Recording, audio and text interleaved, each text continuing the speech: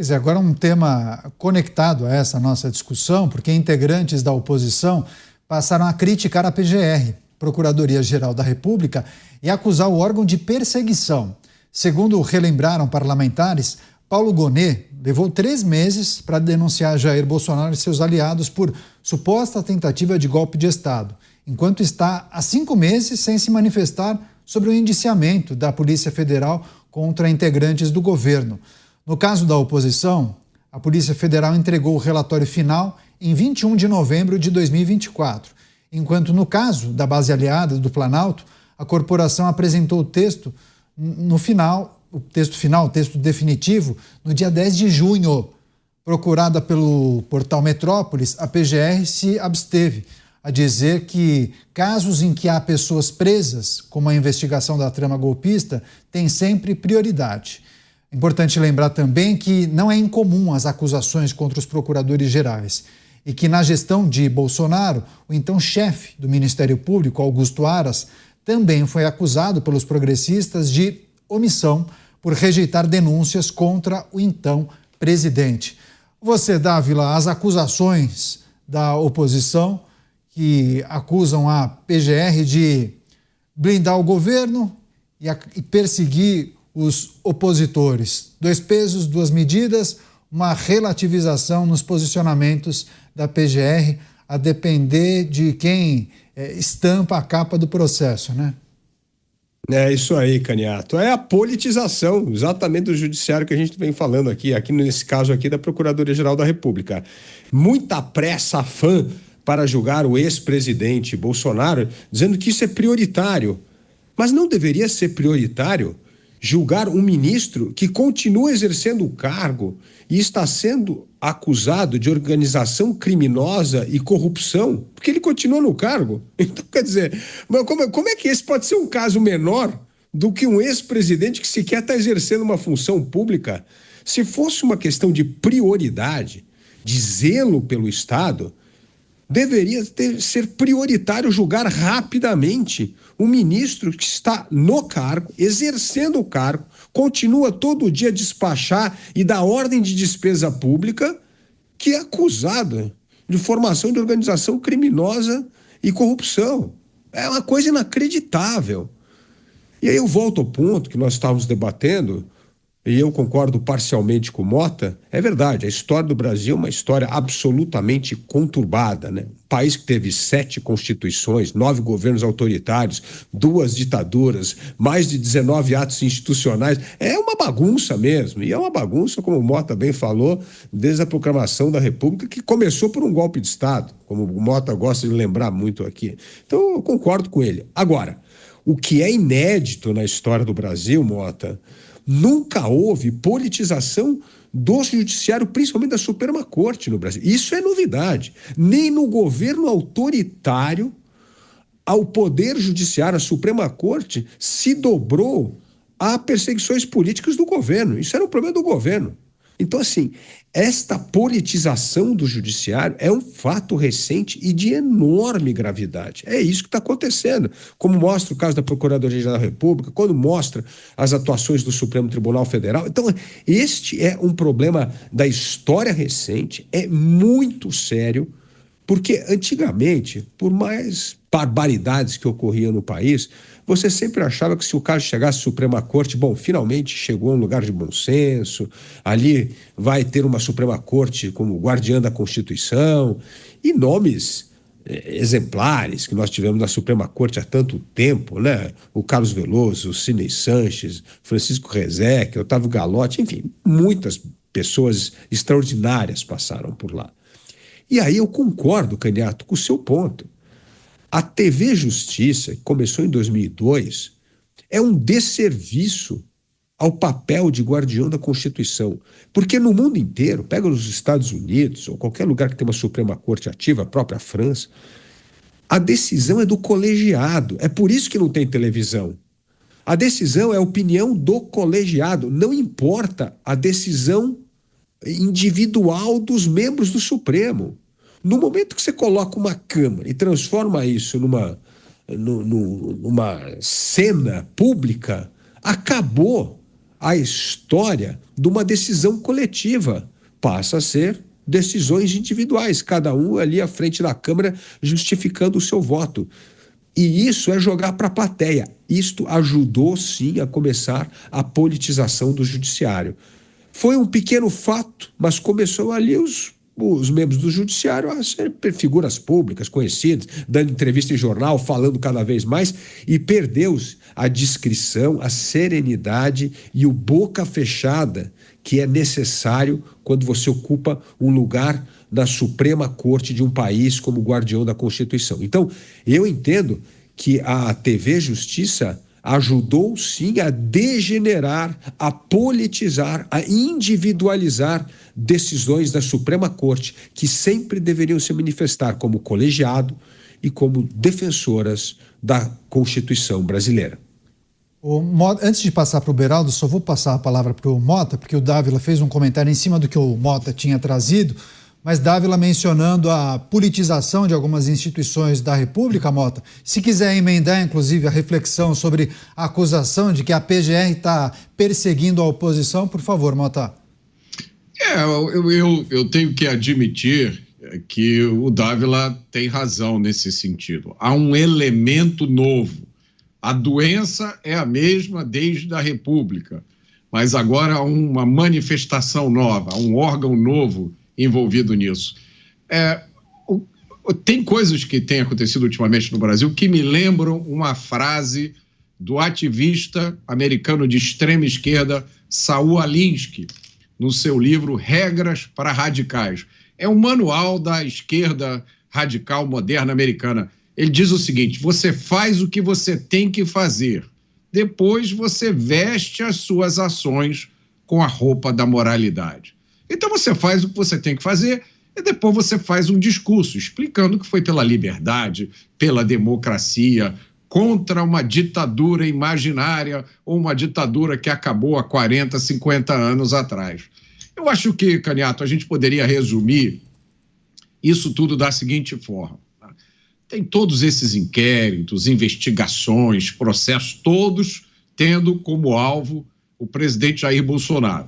Num processo muito, muito, muito semelhante ao que aconteceu a Donald Trump. Agora, o que tem por trás disso? Qual é a grande questão? Todo mundo tem uma opinião sobre Jair Bolsonaro. Tem gente que gosta, tem gente que não gosta, tem gente que critica, tem gente que elogia, mas uma coisa a gente pode dizer com certeza: só existe uma forma legítima, democrática, baseada no Estado de Direito, de decidir se Jair Bolsonaro pode ou não ser de novo presidente do Brasil. Só existe uma forma: através de uma eleição. Através de uma eleição transparente, justa, livre e democrática, da qual Jair Bolsonaro possa participar. Qualquer outra tentativa de definir essa questão será imperfeita, indevida, injusta ou até inconstitucional. Qualquer outra alternativa de pessoas que se consideram nossos tutores de resolver por nós, em nome dos eleitores brasileiros, quem deve ou quem não deve ser o próximo presidente, qualquer tentativa só vai agravar a situação do Brasil. Programa Os Pingos nos Is, a notícia em destaque: as acusações feitas por opositores, apontando que a maneira como a Procuradoria-Geral da República tem se colocado diante dos últimos eventos dá margem para que muitos entendam que o objetivo da PGR parece querer blindar o governo federal e perseguir, sim, deputados e senadores da oposição. E aí, Beraldo, a partir dessa acusação é preciso a gente olhar também para o Ministério Público, né? Procuradoria-Geral da República é o órgão máximo do Ministério Público brasileiro, Ministério Público que é chamado por muitos de quarto poder, né? Justamente em razão da sua independência, né? Que zela pelos interesses da sociedade. É quem fale que o Ministério Público seria o advogado da sociedade, mas nem sempre a gente vê isso. Neto, é só a gente identificar como é o processo de escolha do Procurador-Geral da República. Nós vimos isso recentemente. Aliás, registro aqui o Dávila colocava muita expectativa positiva no atual Procurador-Geral da República, porque tinha um histórico profissional que justificava essa expectativa positiva. Dávila conhece bem a história de Paulo Gonet. Entretanto, o processo para que ele se viabilize como um postulante a Procurador-Geral da República é um processo político. Aliás, a politização da estrutura judiciária brasileira é tão grande que a política começa dentro do próprio judiciário. Tem que ter apoio de tantos ministros do STF que depois fazem um acordo ali, vão costurando apoios dentro do legislativo para depois levarem para o presidente para dizer, olha, esse aqui é o que está todo mundo feliz com essa indicação. Aí o presidente vai fazer o quê? Ele se vê ali, ou ele agrada vários poderosos, ou ele compra a briga com todo mundo. Essa é a dinâmica que acontece. O que acontece quando terá a sabatina de um ministro ou de um indicado a ministro do Supremo Tribunal Federal? Beija a mão no Senado, senta lá com cada senador. Ô, senador, pois é. Aí o senador fala, puxa, mas você sabe, né? Eu tô com aquele problema lá, ninguém resolve, rapaz, isso me preocupa. E assim vai, passando, as mensagens são passadas, tudo se resolve e a política floresce ali de uma maneira impressionante. Caniato, não sei se foi você, o Dávila, que citou o regime militar e as indicações que aconteceram na época do regime militar. Ali naquele período, depois da saída de João Goulart, quando o Jango abandona a presidência da República, então é substituído pelo Marechal Castelo Branco, que foi eleito ali naquele momento, nós tivemos Adalto Lúcio Cardoso, Aliomar Balieiro, Bilac Pinto, Oscar Dias Correia, figuras que até hoje, apesar de já terem falecido há muito tempo, até hoje influenciam o judiciário brasileiro, o universo jurídico brasileiro é influenciado por esses nomes que estão acima de qualquer suspeita, não reside contra eles qualquer mínima dúvida da lealdade ao direito e da retidão na condução dos processos dentro da corte. Entretanto, Caniato, a gente vê que este universo existia, obviamente, antes da Constituição de 1988, quando o Supremo Tribunal Federal era distante da população brasileira, a ponto de o ex-ministro do Supremo, Aliomar Balieiro, ter escrito um livro que era Supremo Tribunal Federal, este outro desconhecido, chamando a atenção para uma corte tão importante e que a população brasileira pouco conhecia. E aí vem o peso, sim, da transmissão das sessões pela TV. Os próprios votos tão extensos hoje, os bate-bocas ensaiados, quando nós, vez por outra, temos ali essas brigas, sempre tem um lado que vem com um texto decorado, cheio de palavras rebuscadas, que dão um corte perfeito para a rede social.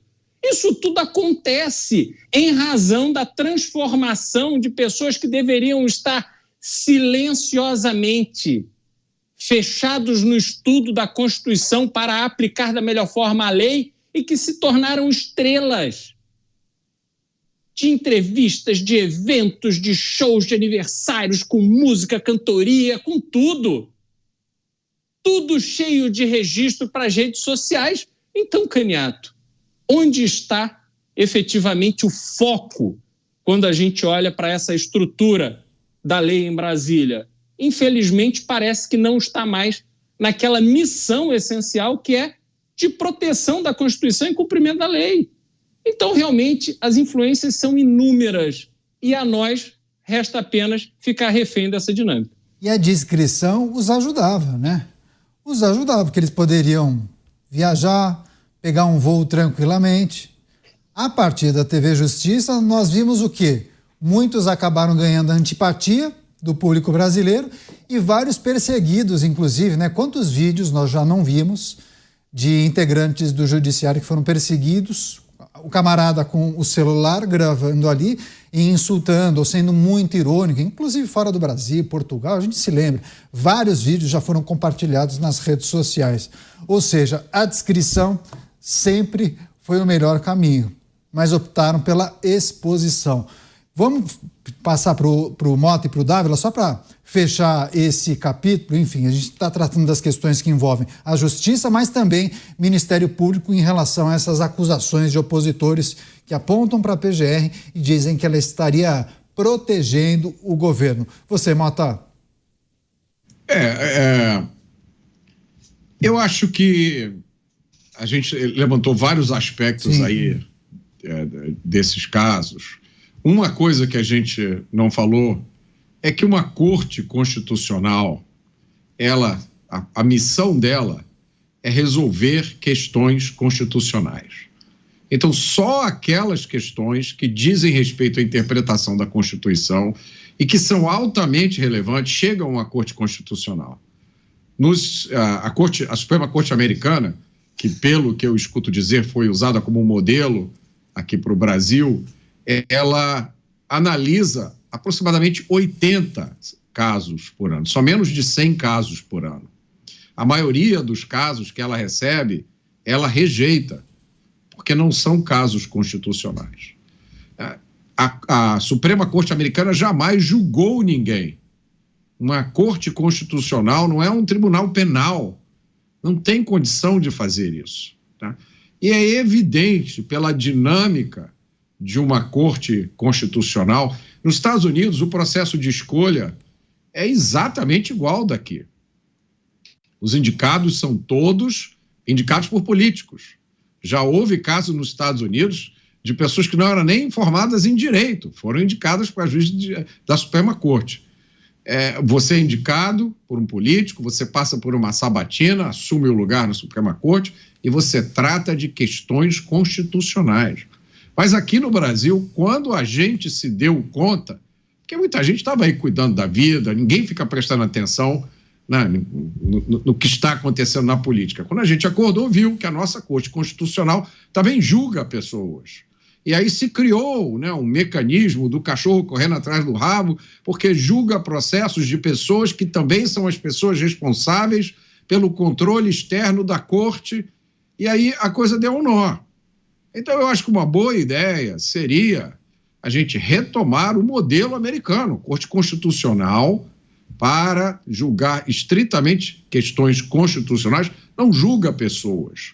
E com um filtro muito grande sobre os processos que ela aceita. Agora, provavelmente, a gente teria que alterar a Constituição para fazer isso, porque pela Constituição isso não seria possível. Ou a gente altera, ou então faz como está na moda agora. Simplesmente ignora a Constituição ou dá uma nova interpretação.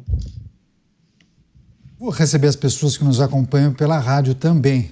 Programa Os Pingos nos Is. Seja bem-vindo você que prestigia a Jovem Pan, programa Os Pingos nos Is, também nas emissoras de rádio espalhadas por todo o Brasil. Várias notícias nesta sexta-feira. Agora, a notícia em destaque que os nossos comentaristas analisam: Procuradoria-Geral da República acusada de blindar o governo federal, mas perseguir a oposição, vários parlamentares criticando o órgão máximo do Ministério Público. E aí, claro, os nossos comentaristas trazendo muitos aspectos em relação a essa manifestação dos opositores, mas também trazendo questões que envolvem a escolha dos integrantes do Ministério Público, como os processos se tornaram políticos também no Judiciário e no Ministério Público.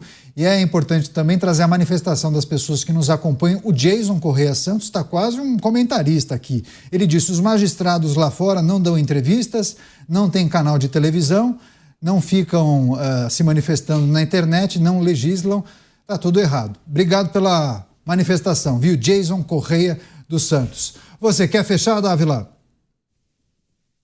O Mota tem toda razão.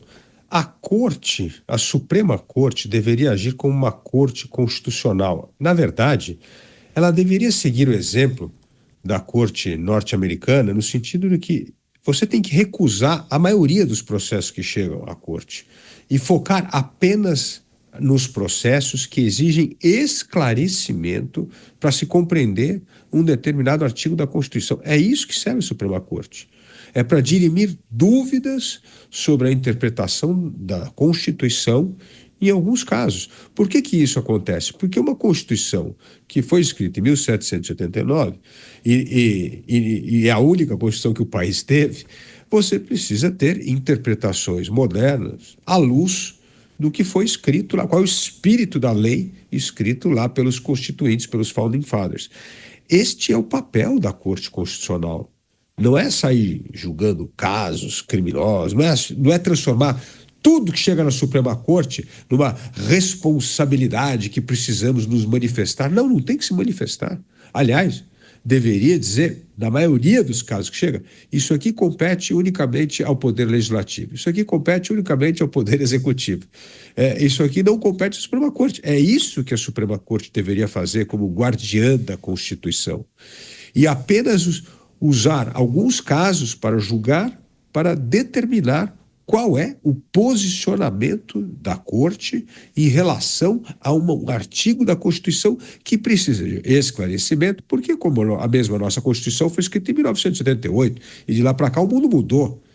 Então, este é o papel da Corte Constitucional. Agora, este afã de se manifestarem absolutamente sobre qualquer assunto que chega à Suprema Corte, isso não é uma Corte Constitucional, isso é uma Corte política. Tá certo, a gente vai seguir acompanhando essas manifestações e já relembro a nossa audiência, não na semana que vem, na outra, terça, quarta e quinta-feira, julgamento no Supremo Tribunal Federal. A primeira turma vai avaliar a denúncia da Procuradoria-Geral da República, mas não é decidir se eles são culpados ou inocentes, não é isso. Na verdade, o julgamento trata da admissibilidade dessa denúncia.